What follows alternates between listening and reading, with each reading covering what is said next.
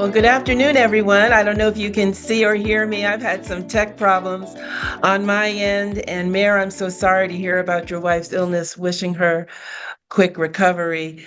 And good afternoon to everyone. I too wish I could be with you all today, but I find myself in between meetings in 3 states in 2 days, and it's just Tuesday. But know that I would be with you if I could.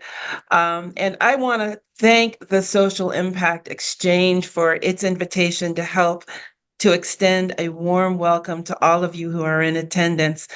My thanks goes out to everyone who has put this meeting together. I'm happy to be a part of a conversation that's not about how we who mean well are creating resources and opportunities for children and youth, and for communities, talking about, but not with, talking about, but not with communities. I see on this agenda that youth voices are going to be centered, and I commend the planners for that. My special thanks goes out also in advance for the youth leaders who we will hear from today. This gathering, entitled the Delta Funders Symposium, will address one of the most pressing issues and exciting opportunities ahead for all who are committed to the work of fostering positive change in our world and in the South. Today, we're going to explore how committed persons and organizations at the local, regional, and national levels are joining together and can join together to promote and directly support the very best experiences for children and youth, especially in the most under-resourced parts of the country, including, and very importantly, in the Deep South. I do believe the words of one of my mother's favorite Sam Cooke songs, that it's been a long time coming, but change is gonna come, and a change has to come, especially in the area of philanthropy and funding where we are focused today. Those who know me know that I often quote one particular data point to drive this message home, that though 56% of the nation's Black children reside in the South, only 3% of all of philanthropy is directed to this region. And that is when the South is considered the 15-state swath of the country that represents the Southeast quadrant. We don't even have good data for Arkansas, Louisiana, and Mississippi. And somebody correct me if I'm wrong, because I want that data. That same data point, published by the Urban Institute, has not changed for decades, and that is unconscionable. It's a travesty. How can foundations that say that they are committed to the work of equity overlook a persistent and pervasive pattern of underinvestment in an entire region, which means an entire people? How is that possible? That has to change, along with federal discretionary funding levels for educational initiatives in the South, which is another data point for another discussion. But I believe there are some clouds forming, and they're not storm clouds, but an early indication of the possibility of rain.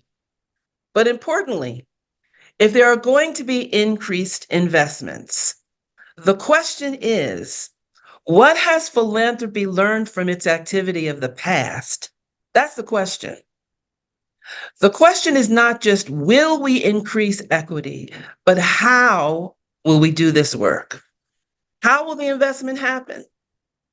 There's a lot of history of bad philanthropy brought to the South by foundations not located in the region over the years. These investments based on ideas and not relationships.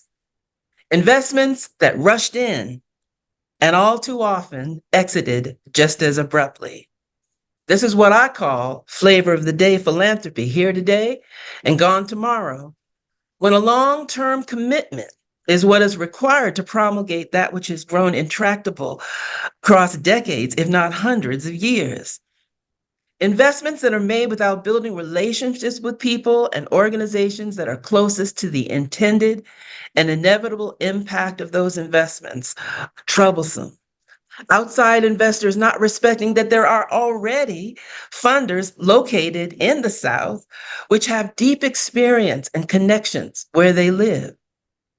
A great deal of introspection is needed on the part of philanthropy, but there is a way forward. And that is when those who know better do better. I like this saying as well. We can be the change we want to see. I've heard colleagues sometimes say, well, I just don't know where or who or how to make this kind of investment. But I say to you, where there's a will, there's a way. Si se puede. And so I hope that today will inspire and encourage and excite and inform you, because there is plenty good room at the table for all who want to join hands with others to make it rain blessings and good things that will endure. This is the fastest growing region in the country. There are so many people and organizations just waiting for respectful support.